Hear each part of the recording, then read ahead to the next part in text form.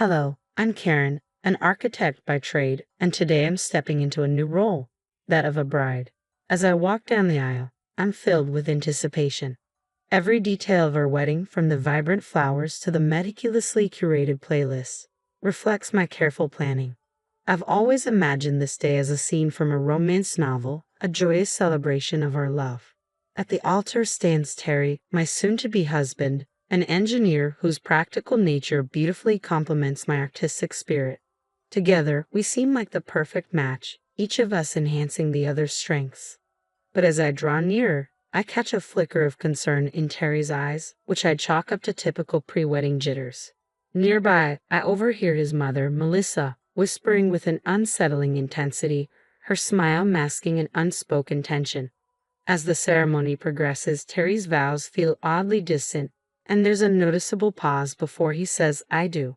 During the ring exchange, Melissa makes a point of snapping photos, her tone more cautious than celebratory. At the reception, she offers subtly critical compliments about my dress, praising its beauty while hinting at its unconventional style, as if to say we're celebrating love in a way that's not quite right. I try to brush off Melissa's veiled criticisms, but before the situation can escalate, Terry intervenes, asking his mother for a moment alone with me. His tone feels more resigned and supportive, adding an unexpected weight to what should be a joyful day. As I look around for reassurance, I can't shake the sense that something is off. The tension is palpable, and the warning signs are impossible to ignore. As we step onto the dance floor for our first dance, the physical space between us reflects an emotional gulf. Though we move in sync, we feel worlds apart. The song meant to symbolize our union now seems bitterly ironic. As the last notes fade, Terry's attempt at comfort only deepens the chasm between us. "So, Mrs. Karen, ready for forever?" he asks, the irony hanging heavy in the air. I want to voice my uncertainties, to question if our future will always be clouded by today's discomfort. Instead, I hide my doubts behind a tentative smile, clinging to the hope that the dark clouds will eventually clear, that this rocky beginning isn't a glimpse into our future. Little did I know, this day was just the prelude to a challenging period that would test not only the resilience of our marriage, but also my own identity. As we raise our glasses in a toast to our union, the celebratory words ring hollow, overshadowed by an unsettling sense of loss. The journey back to my charming three-bedroom house, a symbol of my hard-won independence, should have marked the beginning of our shared life. Instead, it quickly turned into a battleground of conflicts that felt more like intrusions than the start of marital harmony. Melissa, living just a stone's throw away, began to drop by unannounced with alarming frequency. Her criticisms were relentless, targeting everything from my cooking to our home decor. Whether she was disparaging my culinary skills or critiquing the bathroom tiles, her remarks were consistently harsh. Terry's attempts to mediate felt weak, more performative than protective. The turning point came one afternoon when Melissa arrived with suitcases in hand, her intentions unmistakable. "I'll be staying here now," she declared, breezing past me to claim my favorite cozy corner by the window, my sanctuary for quiet reflection. "This spot will suit me just fine," she announced, leaving no room for debate. Watching her settle in, my heart sank. I caught Terry's eye, silently pleading for him to defend the sanctity of our home. In a moment that called for unity, I pulled him aside, my voice trembling with emotion. "This is our home, Terry. Shouldn't we have talked about this together?" His expression was distant, lacking the warmth that once comforted me. "Mom's getting older, Karen. It's not fair for her to be alone. She needs to be with family," he explained, emphasizing family in a way that made me feel more like an outsider than a partner. "So we're not family, is that it?" The words tumbled out, heavy with hurt, as tears threatened to spill. Terry responded quickly, impatience creeping into his tone. "You know that's not what I mean, Karen. But I owe it to her." "What about what we owe each other?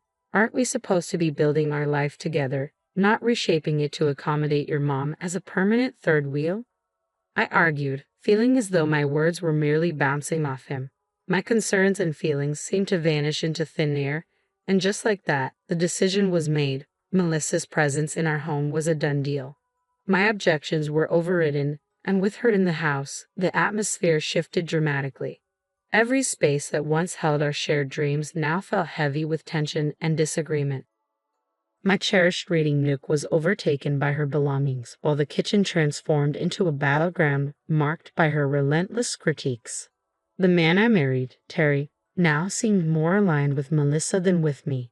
It dawned on me that this battle wasn't just about my marriage or my personal space. It was about my identity, my dignity, and my peace. How did we get here? How have my desires, my space, and my voice become secondary to Melissa's preferences? The transformation was stark. My beloved Nuke became a symbol of her encroachment, the kitchen a venue for her endless criticism, and my husband felt like a stranger, siding with what seemed to be an adversary. This was only the beginning. A life already filled with challenges spiraled into a relentless nightmare. The oppressive atmosphere in our home mirrored the diminishing of my own voice and space. Amidst this mounting tension, a discovery brought everything into sharp focus. The unmistakable sight of 2 lines on a pregnancy test. It signaled the start of a new life, yet in the chaos, the news should have been a joyous revelation. Instead, the heavy air around me felt suffocating. As I held the test, my hands trembled with a mix of excitement and dread. This milestone, which I had always envisioned as one of the happiest moments of my life, now felt like an overwhelming burden. Alone in the bathroom, tears welled up as I confronted my reflection. The reality hit hard. The stakes were now much higher. When I finally shared the news with Terry, his reaction was underwhelming.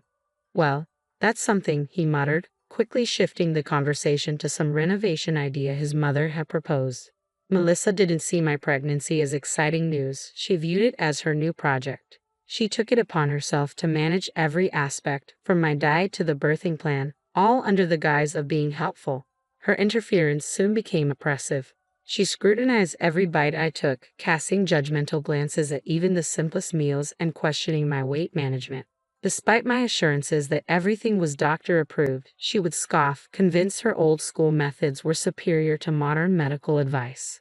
As my pregnancy advanced, Melissa's control over my life grew even more intrusive. She expected me to maintain our home to her strict standards, regardless of my physical state. "Karen, why isn't the living room clean yet?" she demanded, comfortably ensconced in my reading nook, now her base for endless phone scrolling and TV watching. My pleas for rest were dismissed. She saw my pregnancy as no excuse for laziness. Terry's silence during these interactions only deepened the tension, his lack of support becoming painfully evident. It all came to a head during a dinner that escalated into a heated argument over baby names. When Melissa sharply criticized the name I had chosen, it was the final straw. "Enough, Melissa. This is my child, and I will decide how to name them," I asserted, my patience finally snapping. Her response was one of sheer indignation, as if my desire to control my own life was a direct affront to her. Terry's feeble attempts at mediation often sided with his mother, dismissing me as overly emotional. This only widened the rift between us, underscoring the stark reality. I was not only fighting for my voice and space in my own home, but now, more critically, for the right to shape my future and that of my child. Amid all the chaos, the revelation that I was pregnant deepened the already suffocating atmosphere of our household. As I held the pregnancy test, my hands trembled with a mix of anticipation and dread. I had always imagined that discovering I was pregnant would be one of the most joyful moments of my life, filled with excitement and celebration. Instead, as I stood alone in the bathroom, tears welling in my eyes, this milestone felt like an overwhelming burden. When I finally shared the news with Terry, his reaction was disappointingly subdued. "Well, that's something," he muttered, quickly shifting the subject to a renovation idea his mother had proposed. It was clear that Melissa viewed my pregnancy not just as news but as her new project. She took it upon herself to oversee every aspect, from my diet to the birthing plan, all under the guise of being helpful. Melissa's interference soon morphed into outright control. She monitored every bite I took, casting judgmental glances at even the simplest meals and questioning my weight management. Despite my assurances that my diet was doctor-approved, she would scoff, convinced that her outdated knowledge was superior to modern medical advice. As my pregnancy progressed, Melissa's demands grew increasingly unreasonable. She expected me to maintain the house to her exacting standards, regardless of my condition. "Karen, why isn't the living room clean yet?"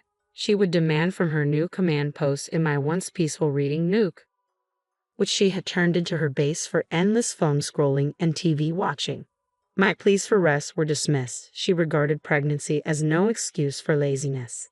Terry's silence during these interactions only intensified the tension, his lack of support glaringly obvious.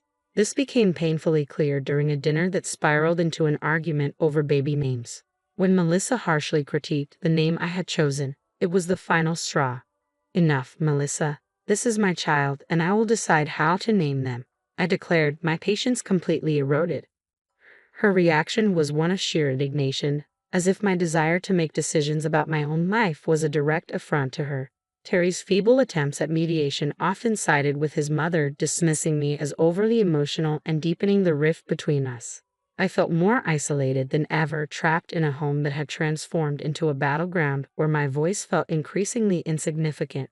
It was no longer just about selecting a baby name. It was about reclaiming my autonomy, my dignity, and the sense of belonging that had been steadily undermined by Melissa's domineering presence. As I stared at the reflection of my once gleaming wedding ring, I realized just how far I had drifted from the woman I used to be. I barely recognized the woman staring back at me, a woman who was slowly losing everything she held dear, her sanctuary, her self-respect, and most painfully, her resolve to stand up for herself. During one of our tense confrontations, Melissa, filled with a vindictive sense of triumph, delivered a blow that shifted everything. She insinuated that perhaps I didn't belong in their family if I couldn't handle a simple disagreement. The most excruciating part was Terry's silence. His lack of response felt deafening, reinforcing the harsh reality that this struggle had been my life for far too long. Days blurred together as I moved through a house that felt increasingly foreign, clinging to the only glimmer of hope I had left, the life growing inside me. Yet even this small comfort felt under siege in the toxic atmosphere that surrounded us. The tipping point came on a cold evening during yet another fraught family dinner. Despite my best efforts to prepare a flawless meal, Melissa's criticisms were relentless, attacking everything from the seasoning to the execution. Each harsh word struck like a physical blow, slowly eroding my already fragile confidence. But it was her next taunt, questioning my capability as a mother based on my supposed failure to manage household chores, that cut the deepest.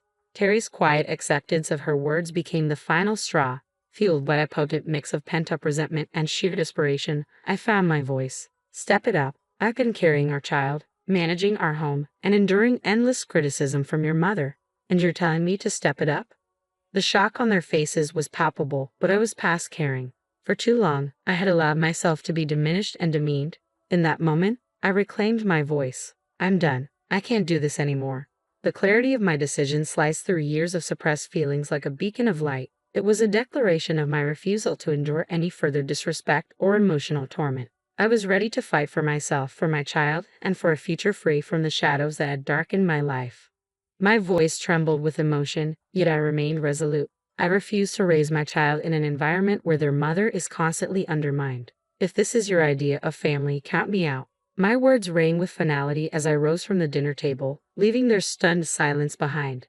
Gathering only the essentials, I made my way to the door, my hands trembling as I reached for the handle, eager to escape the oppressive atmosphere. Melissa, ever the provocateur, seized the moment to deliver her most cutting remark yet. "And where do you think you're going? This is Terry's house, not yours." Pausing, I turned to face her, my resolve strengthening. "This house is mine. I bought it. I decide who stays and who goes." Terry's voice broke through, laced with desperation. "Karen, please, let's talk about this." But I was beyond negotiation. "There's nothing left to discuss," I replied, my tears reflecting the agony of my decision. Stepping out into the cold night felt like the start of a new chapter, one filled with uncertainty but also tinged with a profound sense of liberation. The closing door behind me marked the end of a tumultuous saga, a final farewell to a life I could no longer endure. With each step, a mix of pain and determination coursed through me, fueled by an urgent need to reclaim my autonomy. The journey to my parents' home was a blur of cold exhaustion and hardtack. Just moments from the sanctuary of my childhood, I stumbled and fell to the ground. The physical pain was a mere echo of my inner turmoil. Yet rather than deterring me, this fall only strengthened my resolve. Arriving at my parents' doorstep, the concern on their faces mirrored the gravity of my situation. As they rushed me to the hospital, I realized that this moment of vulnerability marked not just an end, but also a new beginning. Lying in the hospital bed, coming to terms with my reality, I understood that returning to my former life was no longer an option. This breaking point was a crucial step toward reclaiming the life and dignity that had been stripped away from me, a painful yet necessary transition toward healing and independence. The clarity that comes with pivotal moments was profound, illuminating the path forward from the shadows of my troubled past to a future I would shape myself. Amidst a whirlwind of emotions, I stood surrounded by the comforting yet anxious presence of my parents. Their silent worries spoke volumes about their fears regarding the true state of my marriage, now starkly revealed in its troubled depths. Breaking the heavy silence, my mother voiced her concern, her words heavy with the weight of unfolding reality. "Karen, dear, what's your plan now?" "Unsure yet resolute," I replied. "I'm not sure, Mom, but one thing's for sure. I can't go back to that life. Not now, not ever." My declaration rang with newfound determination. My father, who had been pacing anxiously, paused to offer reassurance. He emphasized their unwavering support, regardless of my decision, and urged me to consider not just my future, but also the child growing inside me. His words prompted a silent acknowledgement from me. My mind had been a battleground of uncertain scenarios, each fraught with the possibility of a fresh start. Then, the unexpected buzz of my phone shattered my resolve. A message from Terry, a plea for communication. To me, his timing felt like a door long close. His words hung unanswered in the void as I powered off my phone, symbolically ending our dialogue. My next steps became clear, marked by action rather than words. Consulting a family lawyer was my first decisive act toward untangling the turmoil of my marriage. With my parents' unwavering support, we navigated the cold, legal breakdown of our union, discussing divorce, custody arrangements, and financial support. Despite the sterile nature of these discussions, they empowered me, marking the initial steps towards seizing control of my destiny and securing the well-being of my unborn child. Within a week, Terry and Melissa received the formal notices, divorce papers for Terry and an eviction notice for Melissa from the home that was legally mine. Alongside these notices were demands for substantial child support and compensation for the emotional turmoil I had endured. Though drastic, these actions were imperative, severing the ties that had long bound me to a life of despair. When I finally re-engaged with my phone, it was inundated with Terry's attempts to reconnect. His messages were a mix of regret and pleas for reconciliation, but the wounds from nights of humiliation, years of neglect, and Melissa's calculated malice, silently endorsed by Terry, ran too deep. The fleeting temptation to entertain his overtures was quickly overshadowed by the memory of my enduring pain. This moment wasn't just about closing a chapter, it was about reclaiming my narrative, where the shadows of the past no longer dictated the brightness of my future. The love I once had for Terry was now eclipsed by the grief of our crumbling marriage. Taking decisive action, I cleared away every trace of him from my life. I deleted his messages, erased his contact details, and blocked him on all social media. To me, Terry had become a chapter of my past, a distressing period I was more than ready to leave behind. I knew the road ahead would be fraught with challenges. Navigating a divorce with a child on the way was no simple journey, but I was determined to forge my path, stepping away from the suffocating shadows that had once engulfed me toward a future brimming with hope. On the day of the court proceedings, the room was filled with a sterile chill typical of spaces where fates are decided. Seated beside me, my lawyer radiated confidence, while my parents offered silent yet steadfast support from behind. Across the aisle, Terry appeared lost, slowly coming to terms with the reality before him, while Melissa's expression shifted between shock and defiance. As the session commenced and the judge entered, prompting everyone to rise, a whirlwind of legal motions and arguments unfolded. For the first time, it seemed as though Terry and Melissa were truly grasping the repercussions of their actions, not just in legal terms but through my eyes as well. When Melissa was called to testify, her usual bravado faded. She attempted to frame her intrusions as concern for her son's well-being, but her arguments fell flat under the judge's skeptical scrutiny. In a clear and firm verdict, I was granted a full divorce and sole custody of our unborn child. Terry was ordered to provide child support, and Melissa faced a substantial fine for emotional abuse and harassment, leaving her visibly shaken. As the judge's gavel fell, I felt a wave of liberation mixed with a tinge of melancholy. My marriage had not ended with loud confrontations, but rather with the quiet shuffling of papers and the steady voice of justice. This chapter of my life was now firmly closed, paving the way for a fresh start free from the burdens of the past. The cost of my newfound freedom was something I could never have anticipated on the day I exchanged vows. Exiting the courtroom, Terry approached me with bewilderment, voicing his remorse and disbelief at how our lives had unraveled. Yet, as I looked into his eyes, I no longer saw my future, but rather a profound void where love had once lived. I never envisioned this as our ending, Terry, but apologies can't undo what's been done, I stated firmly, turning away to leave the past behind. Melissa sought my gaze, perhaps hoping for forgiveness or acknowledgement, but I couldn't afford that closure. She had taken too much from me, and I refused to give her the satisfaction of seeing any further impact on my spirit. Stepping into the embrace of the outside world felt like being welcomed with open arms. The sun shone brighter and the colors appeared more vibrant, as if I were seeing through a new lens, one not clouded by the shadows of past turmoil. My mother's embrace and her words of pride brought tears to my eyes. "You're truly free now, Karen," she said, her voice thick with emotion. "I couldn't have faced this without you and Dad," I replied, my heart swelling with gratitude for their steadfast support. That evening, in the tranquility of what was now solely my home, I discovered a profound peace, alone yet far from lonely. For the first time in what felt like forever, I was free to live on my terms. The path ahead as a single mother seemed daunting, yet as I felt my unborn child's gentle movements, a wave of confidence washed over me. We would navigate this journey together, I was certain of it. The trials I had endured had brought me to this juncture of self-discovery. Though they left scars, these scars told a story of resilience, not surrender. Gazing toward the horizon, I felt propelled not merely by circumstances but by choice. This realization imbued me with a profound sense of empowerment, ready to embrace the future. I was motivated not by obligation but by deliberate determination, recognizing this moment as the dawn of a significant new chapter in my life. I was poised to take on whatever lay ahead with a renewed spirit and unwavering resolve.